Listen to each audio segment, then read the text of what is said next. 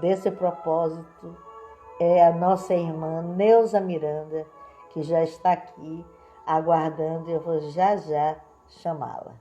A todos vocês que estão aqui hoje conosco, Jesus abençoe a todos vocês. A minha sincera gratidão a Deus, aos mentores da casa e a vocês. Vou chamar agora a nossa irmã Neuza para que possa estar conosco. Ela já está por aqui, Neuza. Deixa eu colocar aqui, Neuza Miranda.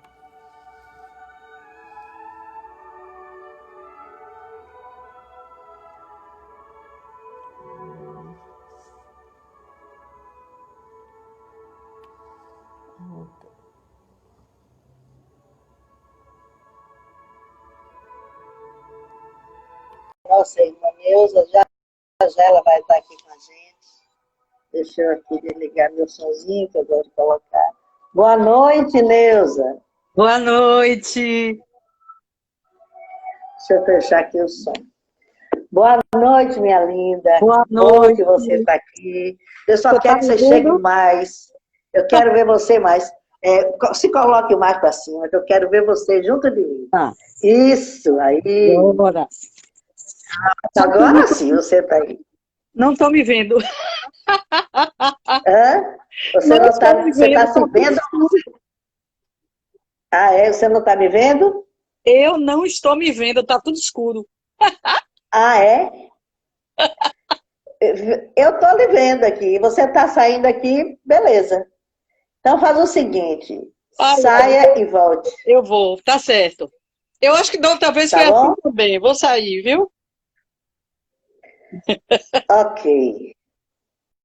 Rapaz, internet é um negócio sério, né?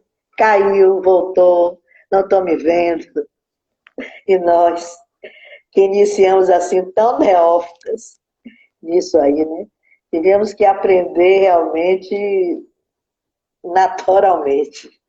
Mas estamos conseguindo. O importante é que nós estamos conseguindo passar a mensagem 2 vezes na semana, estamos aí conseguindo passar a mensagem.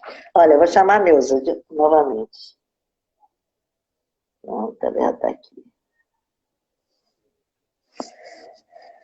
Já estamos juntos, vamos falar hoje de viver a vida com gratidão.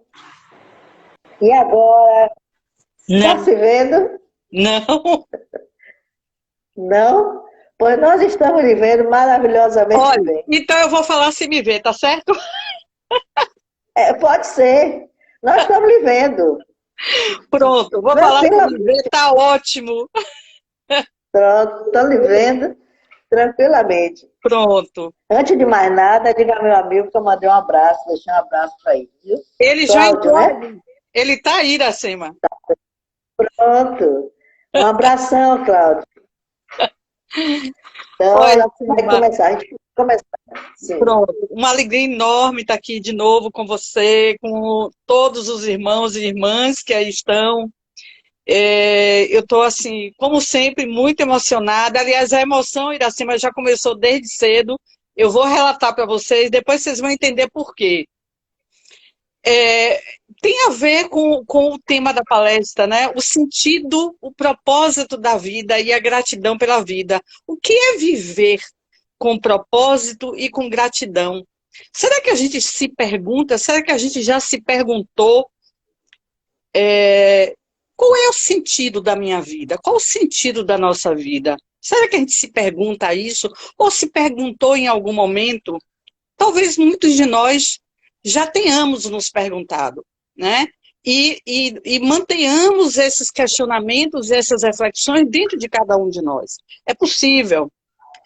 Mas é possível que muitos tenham se perguntado e não tenham encontrado resposta. Porque, infelizmente, a maioria das pessoas não consegue perceber o real sentido da existência, o real propósito da vida. Por que a gente deve viver a vida com gratidão e propósito? É possível que a maioria não tenha percebido ainda isso.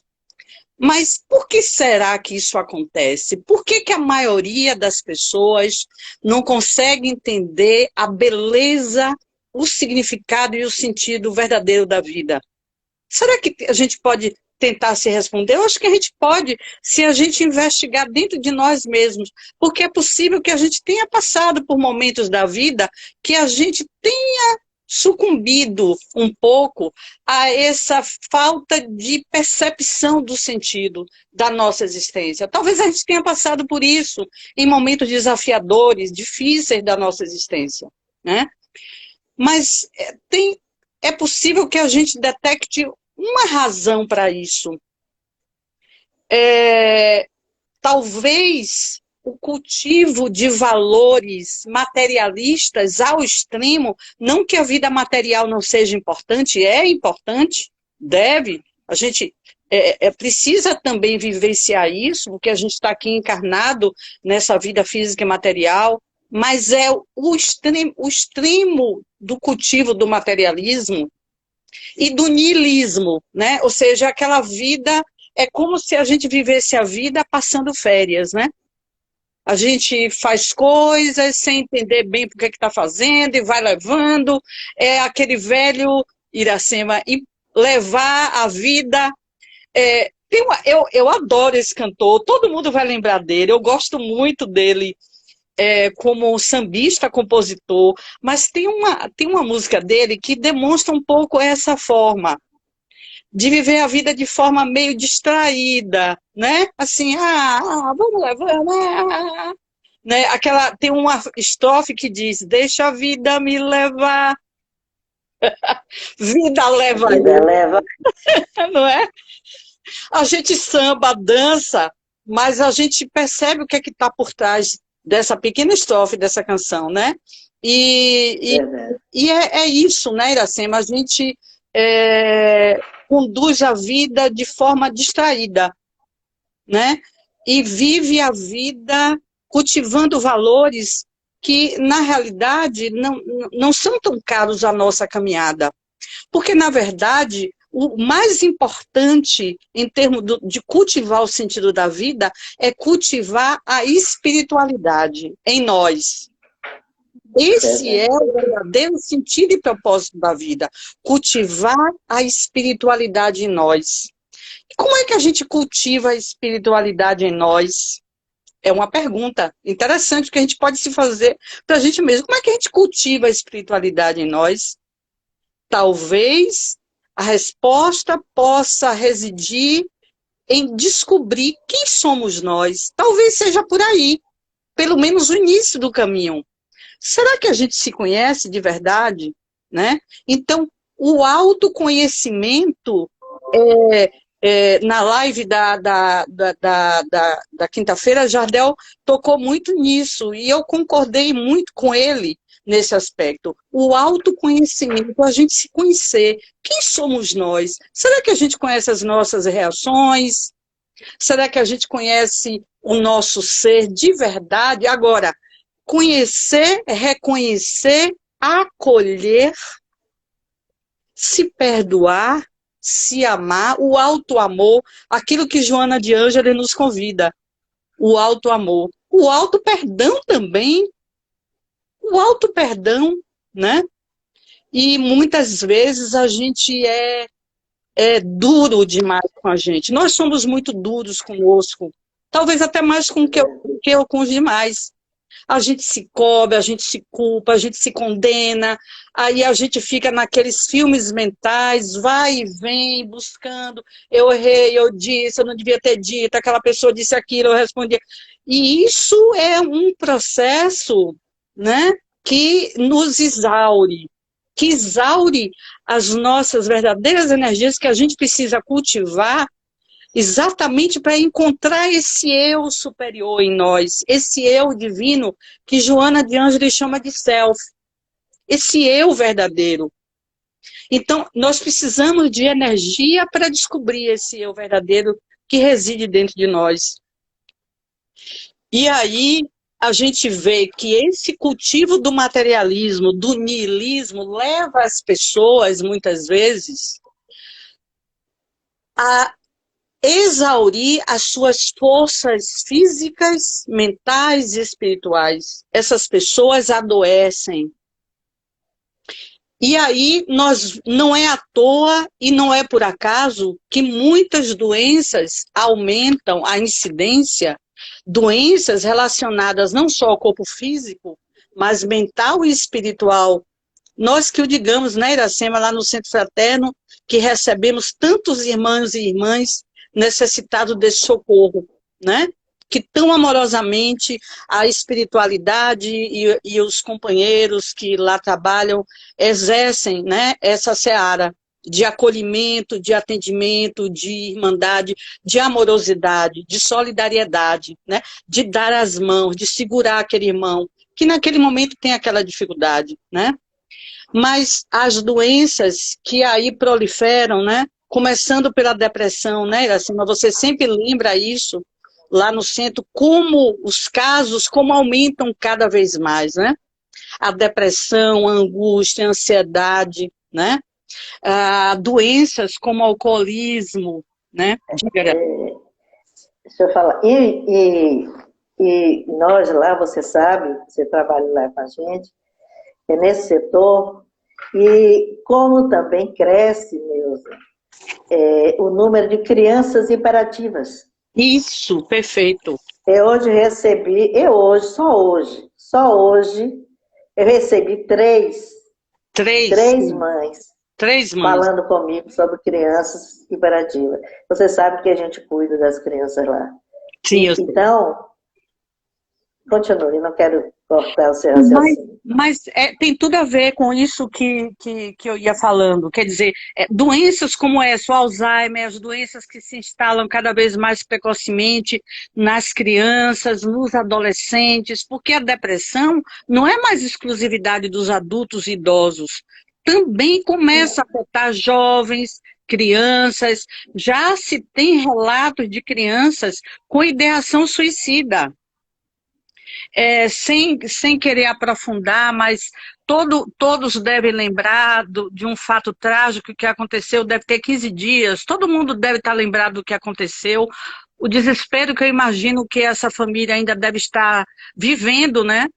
Quando houve uma dificuldade da mãe com a criança, um menino acredito que uns 8, 9 anos de idade, e não se sabe muito bem, mas o fato é que o menino provavelmente deve ter cortado a rede e de alguma forma despencou, né? Não se sabe muito bem como foi. Mas, enfim, o que eu quero dizer é que a ideação suicida e o suicídio em adolescentes aumentou muito nos últimos anos, né? Então, o que está por trás disso? Quando uma pessoa que vive ideais de vida materialistas e nihilistas e pergunta, por que eu estou vivendo? Qual é o sentido da minha vida? Por que eu estou vivendo essas coisas que eu estou vivendo? Esse mundo do jeito que está, né? Pessoas até muito sensíveis, né? Pessoas até muito amorosas, mas que têm uma fragilidade e que, infelizmente, não conseguem perceber a grandeza que é o sentido, o cultivo e a busca do sentido verdadeiro da vida, que é a busca da espiritualidade, né? Infelizmente, a maioria termina sendo conduzida por essa sofreguidão do consumo, do ter, do parecer ter, né? De cultivar cada vez mais e de bens materiais, de se usufruir, né, da vida como se a vida fosse um parque de diversão, né? As pessoas cultuam a vida como se a vida fosse um parque de diversão, de forma distraída. Sem propósito. Sem propósito. Essa é a grande questão. E é isso que leva ao adoecimento mental, físico e espiritual, porque isso leva a uma espécie de carência daquele ser, que reside em cada um de nós, aquela centelha divina, o nosso eu verdadeiro, o eu espiritual que reside em nós, começa a se ressentir, a ficar carente desses verdadeiros valores, que é o que nos torna verdadeiramente felizes, serenos, né? E isso faz com que essas pessoas terminem se tornando cada vez mais tristes, cada vez mais ansiosas, cada vez mais deprimidas e doentes. E essas doenças mentais se instalam também no corpo físico, levando ao adoecimento das células, provocando a formação de tumores, cânceres, né? Cada vez mais precoces, crianças, jovens, né? Tendo que passar por essa dificuldade da prova que é o câncer, né? A gente sabe que muitas vezes é uma necessidade para o espírito, mas também tem a ver com essa desorganização, esse desequilíbrio espiritual, né? É o desequilíbrio espiritual que leva a toda essa pleia de enfermidades e doenças e que afetam o indivíduo. Mas a vida pode ser maravilhosa, já dizia a música, né? É bonita, é bonita, já dizia a Gonzaguinha. Viver e não ter a vergonha de ser feliz. Então, os poetas e os músicos, né, dizem muito mais, às vezes, numa pequena estrofe, do que dezenas e dezenas de livros e palestras sobre esses temas. Mas a vida pode ser fascinante e maravilhosa. Por que pode ser fascinante e maravilhosa? Porque nós aprendemos a vencer os obstáculos que aparecem, porque, na verdade, são as pedras que necessitamos para evoluir, para crescer, para aprender. O que parece uma dificuldade, na verdade, é uma alavanca propulsora. É como se fosse uma alavanca que nos projeta para mais longe, né? Os desafios que nós vivenciamos na vida são maravilhas, né? São chuvas de bênçãos de flores, de pétalas de flores, que nos levam cada vez mais longe, né? Então, essa abordagem espiritual e que muitos chamam de transpessoal é a abordagem que nos leva a cultivar a busca do verdadeiro sentido da vida. E que o grande mestre nos ensinou. Depois eu vou falar um pouco mais do nosso amado mestre Jesus, quando ele nos faz propostas maravilhosas, como aquela, por exemplo, da parábola da porta estreita. A gente vai falar um pouco. Mas antes eu queria, para ilustrar um pouco essa temática do sentido, da busca do sentido da vida, eu fui convidada, acredito que pela espiritualidade, Iracema, a tentar ilustrar e mostrar para vocês através de uma história verdadeira, trágica e verdadeira, mas que nos traz uma quantidade de ensinamentos fantásticos, se a gente souber ver a grandeza que há por trás dessa história, embora trágica e verdadeira.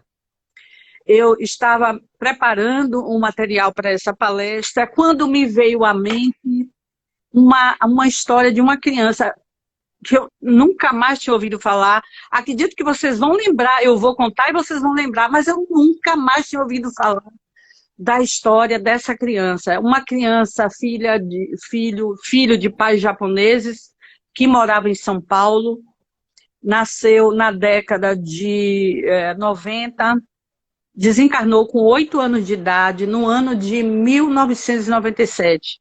Uma criança chamada Ivisota. Talvez vocês lembrem, quando eu for contando, vocês vão lembrando. E aí, não sei por que, Iracema, me veio à mente a história do menino. Essa história, não sei por que, essa história eu acho que ela pode trazer algum... Porque eu me lembrei do resultado final da história, que é maravilhoso, que foi a descoberta do sentido da vida pelo pai de Ivisota, seu Masataka Ota, que é o pai de Ivisota, um japonês, né? Um trabalhador, um japonês de São Paulo, um empresário. E daí, depois que eu fui ler a história, porque eu me lembrei e fui ler melhor a história, eu descobri Um pouco para minha surpresa, mas eu sei que para você, Iracema, isso é absolutamente natural para você, imagino que seja, mas a gente ainda toma alguns sustos, né? Eu descobri que Ives-Ota desencarnou no dia de hoje. Ele desencarnou no dia 29 de agosto de 1997, com 8 anos de idade. Então, nada é um acaso. Nada. Tem 23 anos que Ives-Ota desencarnou. Uma criança linda, muito amada, um menino dócil, amoroso, que amava demais os pais. E aos 7, 8 anos de idade, ele escreveu uma espécie de uma redação na escola chamada O Menor Abandonado. Vocês vejam, né? E ele presenteava os pais, as coisas ele costumava presentear os pais.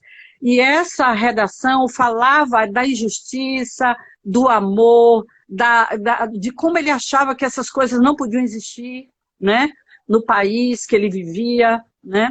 E essa coisa, né, Iracema, da fraternidade, do amor ao próximo, isso que você está falando, do voluntariado, talvez tenha sido por isso que a espiritualidade nos inspirou, né? Mas o Ives passou, e a família, os pais, passaram por uma grande provação, que foi o desencarne dele.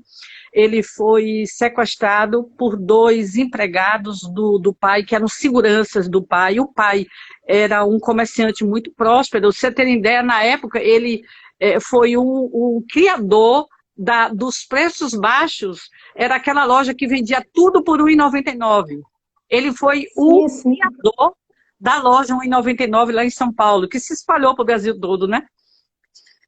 E dois seguranças e um motoboy, então sequestraram a criança eles não tinham intenção de matar a criança, a intenção não era essa, mas acontece que a criança reconheceu um dos seguranças. Então, como ele reconheceu, eles achavam que não tinha saída. E foi o motoboy que executou o menino, mas eles continuaram a pedir o resgate ao pai. A polícia entrou na história, enfim, logicamente o menino desencarnou.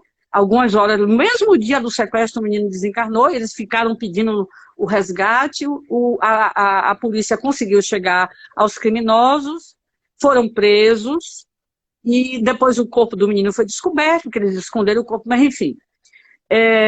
O fato é que eles foram presos, pegaram uma pena enorme, pegaram 45, 43, variou de 43 a 45 anos de prisão. Eles, inclusive, já saíram da prisão. Desde 2005, eles passaram a ter o regime semiaberto. Provavelmente já devem estar soltos, todos 3, né? E depois da morte, os pais passaram por muita dor, muito ódio, muita vingança. Eles já estavam presos, é compreensível, né?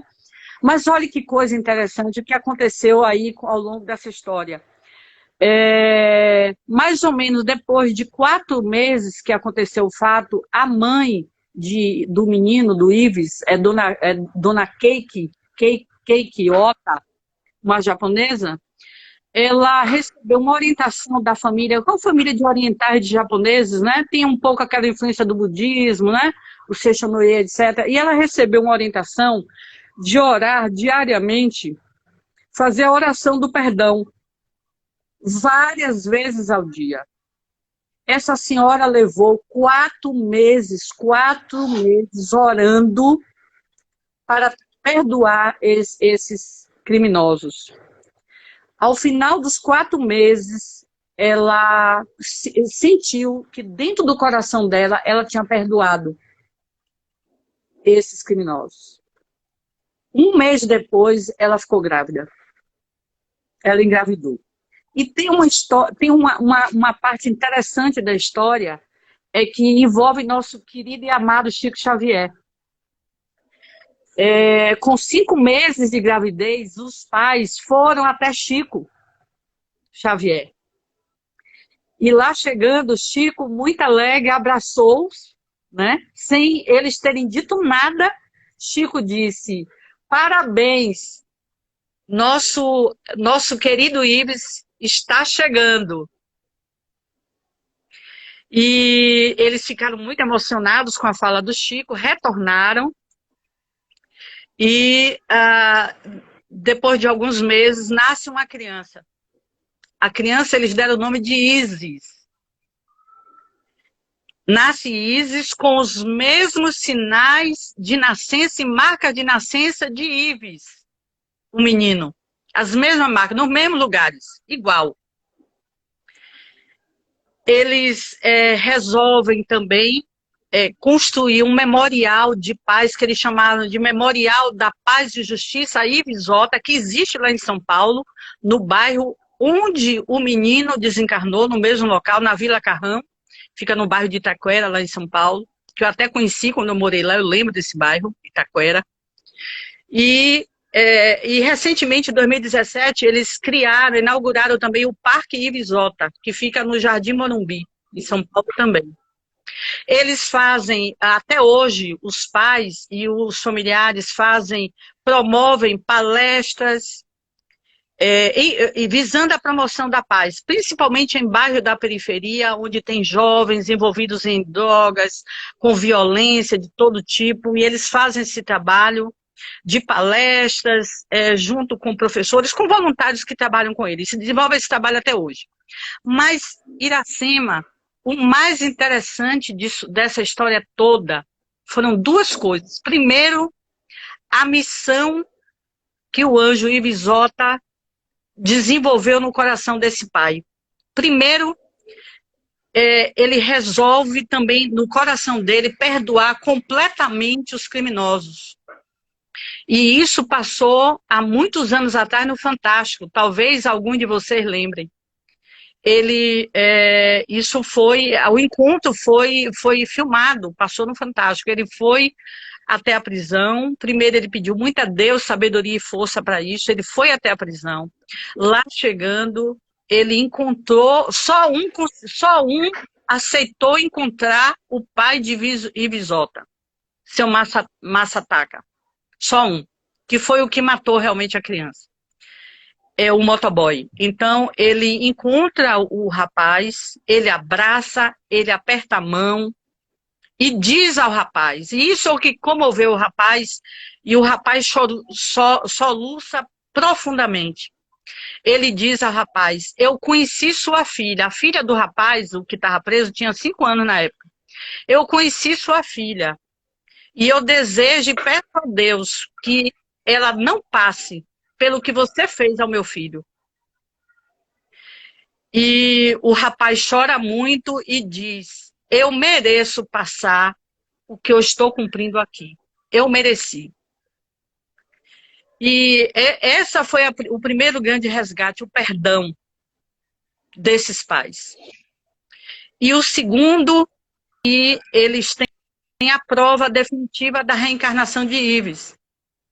Porque a menina, depois de passado tudo isso, ele passeando com a filha no shopping, a menina, logicamente, foi poupada, ninguém nunca contou nada à menina, nem tinha como, a menina pequena ainda. De repente, a menina se vira para ele e diz, papai, aquele ladrão queria lhe roubar, mas ele me levou, né? Em forma de interrogação. Mas você, papai, foi lá no céu e me trouxe de volta. E é incrível como o pai de Ives descobre o verdadeiro significado e missão da vida dele com esse fato. Ele descobre que a missão dele era viver a máxima maior de Jesus, o perdão e o amor, incondicionalmente.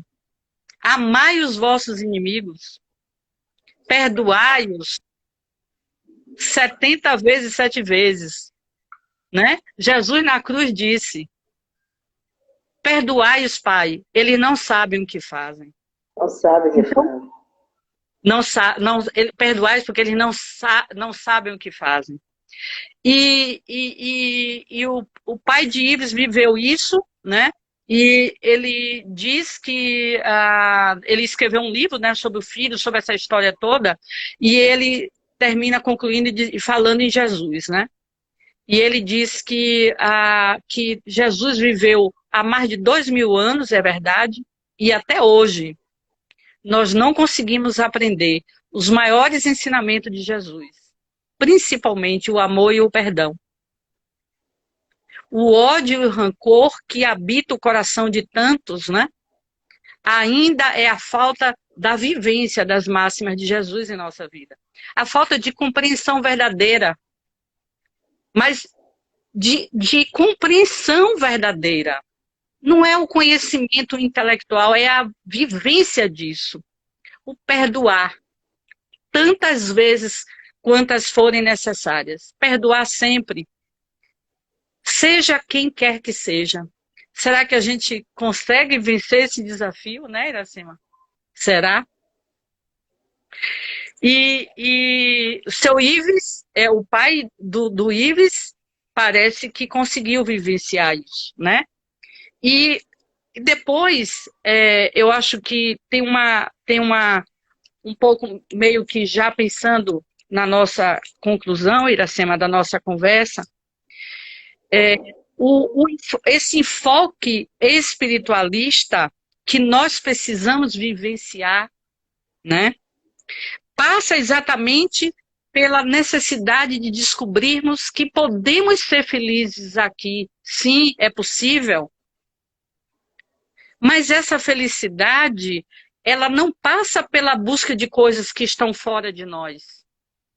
Ela passa pela conquista dos valores que estão dentro de cada um de nós. Que muitas vezes nós desconhecemos esse nosso potencial de amor, de se doar. Às vezes a gente desconhece o quanto a gente é capaz de amar incondicionalmente as pessoas, né?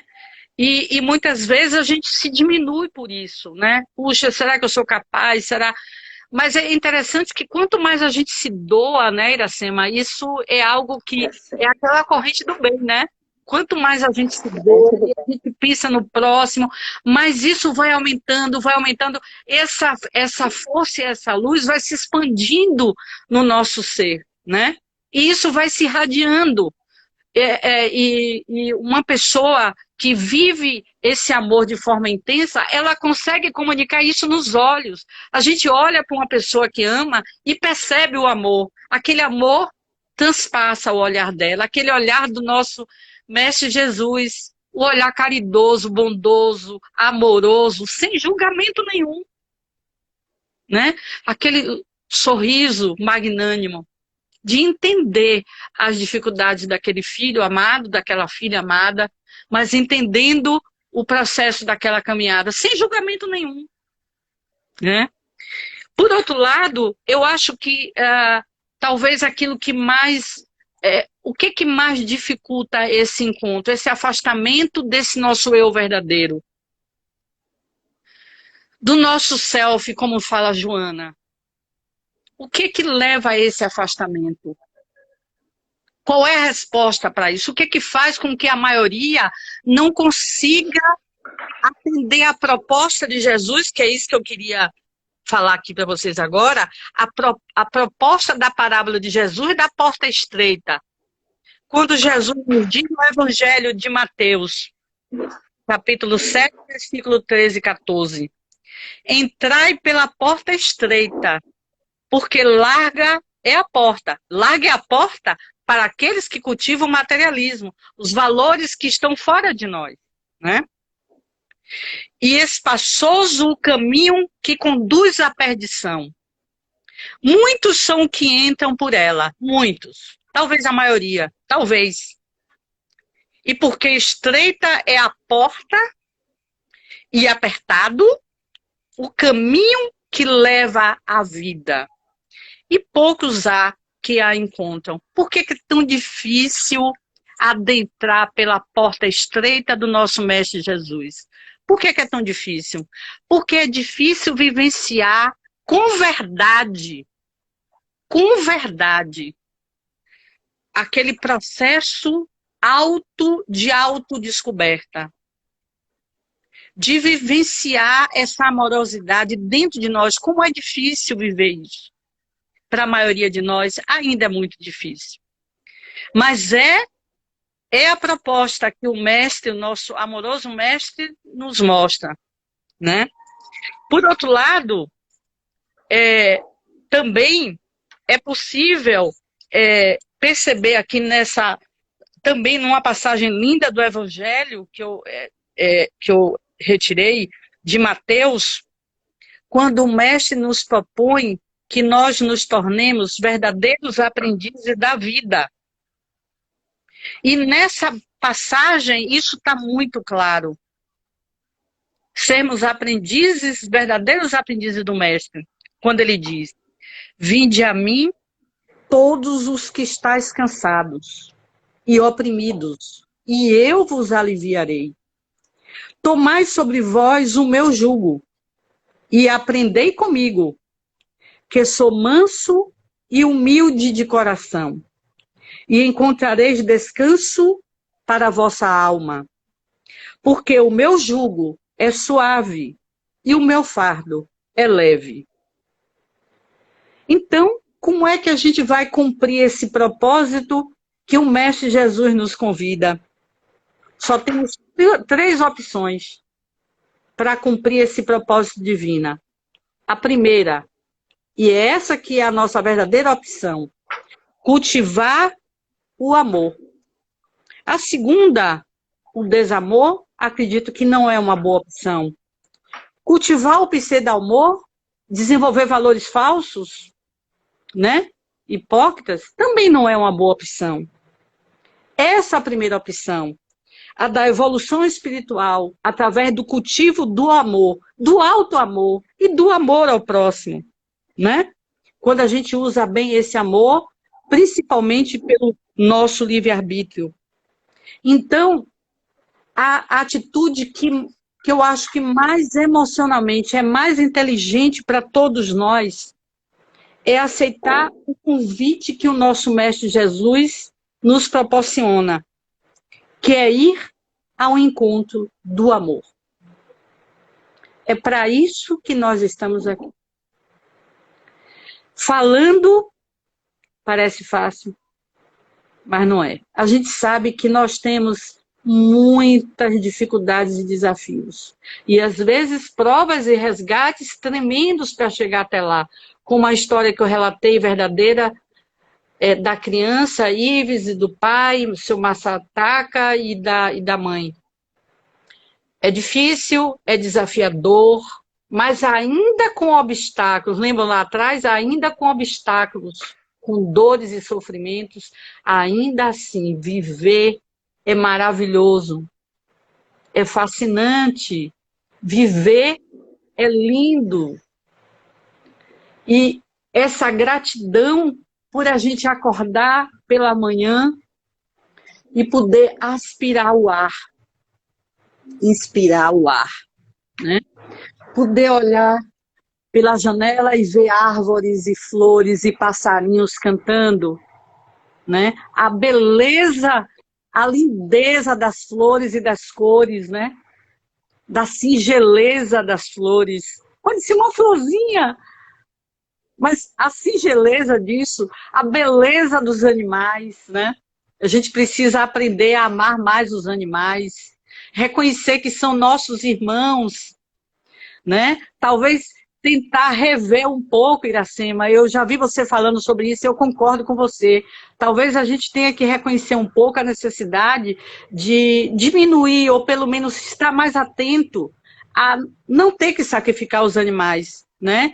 Para a gente se alimentar. Talvez a gente vá chegar a esse ponto, porque o planeta está exigindo isso de nós. Esse compromisso. O planeta é a nossa casa, é a nossa morada, né? E os animais fazem parte da nossa caminhada, estão ao nosso lado. Eles podem dar tudo para nós, em termos de alimentos, sem que a gente tenha que sacrificar, causar dor, sofrimento, tortura, né, Iracema? Então, a gente... Neu, o sacrifício dos animais é o ciclo dos horrores. É verdade. É verdade. É o circo dos horrores. É o circo Então, dos horrores. É verdade, continue. Iracema. E muitas pessoas sensíveis, inclusive crianças que já viram, assistiram algo ou chegaram perto disso, percebem que não conseguirão mais se alimentar de animais, né? Não conseguirão mais. E tudo isso que nós estamos vivendo é um convite para a reflexão sobre cada um de nós, sobre a nossa existência, sobre o nosso existir, sobre o que estamos aqui, o que a gente pode fazer para que esse planeta seja melhor, né? Para que a gente viva num mundo mais humano, mais justo, mais equilibrado, mais solidário, né? Onde não existam tantas diferenças e desigualdades sociais. Então, estar atento a isso, né? Estar atento a isso é viver o amor. É vivenciar o amor. E o respeito por todos, pelas pessoas em geral, todas as pessoas. Não importa quem seja. E viver o desafio, muitas vezes, de perdoar aqueles que, porventura, possam, de alguma forma, na nossa caminhada, né, ter se equivocado. Não vou dizer errar, não. Errar, todos nós erramos. Mas ter se equivocado conosco. Ou também nós possamos ter nos equivocado em algum momento, né? Mas sem culpa, sem ranger de dentes, sem sofrimento. Entendendo que o erro e o equívoco faz parte da caminhada. E a gente aprende com tudo isso. E aprende até mais, né? Aquilo que eu falei. O erro e os equívocos são alavanca para a gente, pular os obstáculos. Transpor.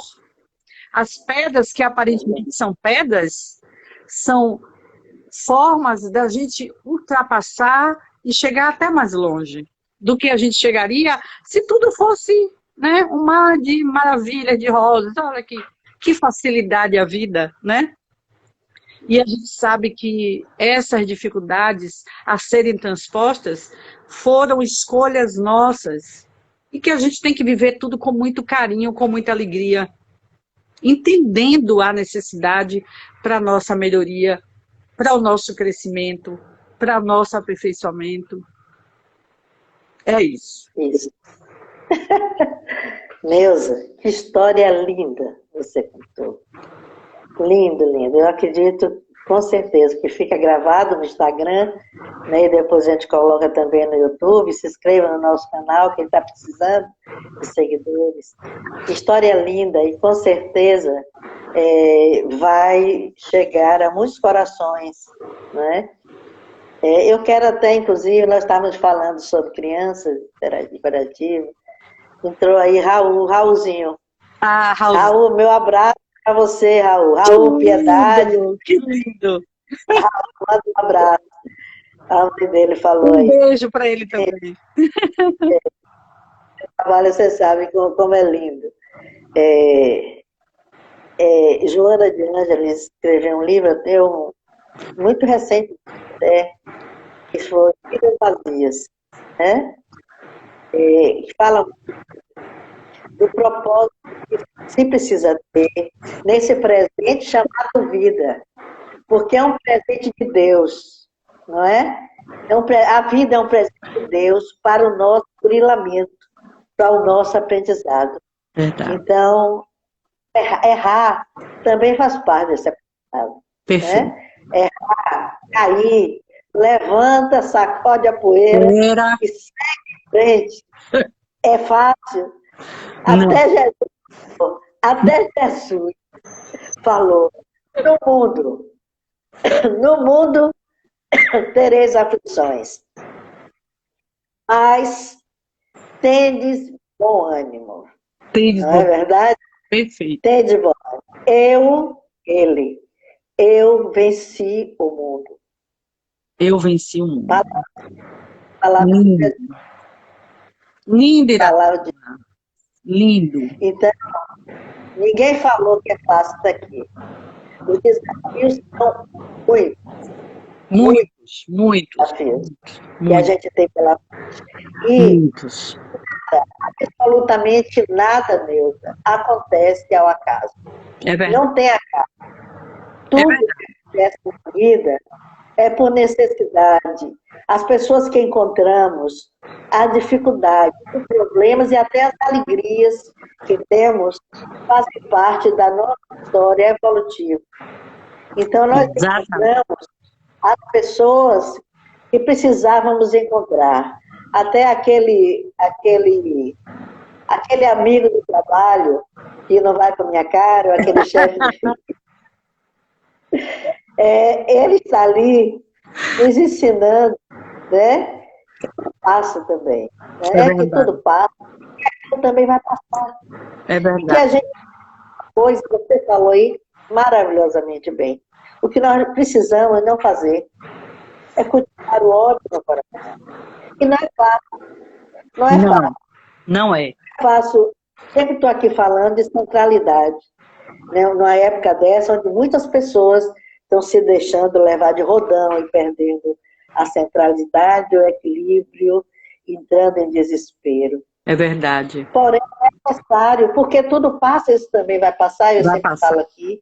Ah, mas está demorando? Tá. Tenhamos paciência também. Ah, eu estou em casa, está em casa, você não está preso em casa, você está protegido em casa. Protegida em casa, Você perfeito, está protegido em casa, perfeito. entendeu? As coisas estão voltando, o vírus não foi embora, nem vai tão cedo. Não vai, Nos proteger, quem quiser sair para trabalhar, saia, vá sabe, trabalhar com os devidos cuidados, com né? Se tiver certeza. que sair, com os devidos cuidados. Então, tudo é aprendizado. Voltando aí ao que nós estávamos falando, o que nós estávamos falando dos animais, essa doença, ela foi gerada justa as grandes pestes, as grandes moléstias, Verdade, foram geradas por cruzamento de animais com o ser humano, é Cogedor, verdade. como esse também foi. Então, essa pandemia, a ciência tem se debruçado, Neuza, e está acontecendo tanta coisa.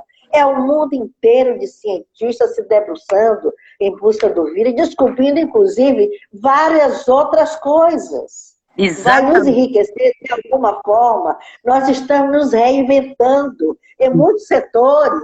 E isso é muito bom para todos nós. com certeza. Então, vamos olhar a coisa. É difícil? É. É difícil, Né? Muitos irmãos nossos estão desencarnando, sabemos também. Né? é verdade. Nós, que somos espíritas, somos espiritualistas. E acreditamos que a morte não ceifa a nós, ceifa apenas o corpo físico. Então, quem, por alguma forma, houver a possibilidade de desencarnar, porque só o Pai da vida, ele é que bate o carimbo, né? Com Tiver no certeza. momento de desencarnar. Existem tantas pessoas que estão desencarnando por doenças várias outras, né? Várias Inclusive outras. várias celebridades, né? Nós estamos vendo aí. Não acredito que ninguém, em hipótese nenhuma, esteja desamparado, porque o Em Pai, hipótese Criador da alguma. vida, do Em hipótese universo, alguma. é só amor e Ele nos ama. É verdade. Então, se ele partir daí, entendeu? E Você não tem uma assim, vida vazia. e eu acho que uma reflexão que isso que você nos traz, que a gente se coloca, é da necessidade de cultivarmos, né, esses valores em nós da serenidade, da tranquilidade, da aceitação. Sim, Né? Como é isso. importante a gente cultivar isso, né? Ver tudo, assistir tudo com serenidade, com harmonia, com tranquilidade. Por quê? Porque isso é uma fase difícil da humanidade, já existiram outras fases, talvez Já passamos muitas muito outras. piores do que essa, mas tudo passou. Né? São aqueles momentos de inflexão, da curva, e aí novos momentos de crescimento, de beleza, né? De uma era mais bonita, de amor, a gente pode viver. Claro que depende Exatamente. também do nosso estado mental, depende também do cultivo desses valores verdadeiros dentro de cada um de nós. É preciso que a gente se volte para cultivar esses valores que residem dentro de nós, né? Já que a verdade, ela não está numa pessoa que nos ensina, num guru, a verdade a gente precisa aprender a cultivar no nosso interior. Naquele momento que você se recolhe na prece, que você se conecta com Deus, com seus amigos espirituais, você conversa, abre seu coração e conversa de verdade, e aí você vem ao seu ouvido aquela voz daquele ser magnânimo que lhe orienta, que lhe auxilia, que lhe dá força. Imediatamente você sente uma sensação de paz que se irradia do seu ser maravilhosa. Basta é como você falou, estamos conectados, é uma conexão de energia, de vibração, é pura vibração de amor e energia. E esses irmãos estão sempre ao nosso lado, não nos abandonam, como você costuma dizer sempre, Iracema. Não nos abandonam jamais, estão sempre ao nosso lado. Eu fui inspirada hoje, tenho certeza. Esse trabalho aqui é um trabalho de pura luz e inspiração. Você é o tempo todo inspirada, porque a gente vê você, a gente não sabe se é você, quem é, que não é, mas a gente percebe que você é o tempo todo inspirada, é impressionante. A gente começa a sentir as energias e percebe, mas isso é a prova de que não somos abandonadas, não estamos à deriva num barco, numa nau abandonada. Estamos chegando ao nosso final, a sua despedida. Senão o Instagram nos O corta. Instagram nos corta. Eu queria muito agradecer o seu convite, Iracema, dizer que é uma gratidão enorme, uma alegria imensa poder estar junto com você, com todos esses irmãos e irmãs maravilhosas que aí estão. É uma alegria imensa poder estar junto com vocês. É o que eu quero dizer Já de vamos coração. tocar. Bom final de semana a todos. E a minha gratidão, Neuzinha, e a todos que Beijo tiveram. no coração. Idem, fiquem em paz. Bom final de Amo semana. vocês. Boa semana.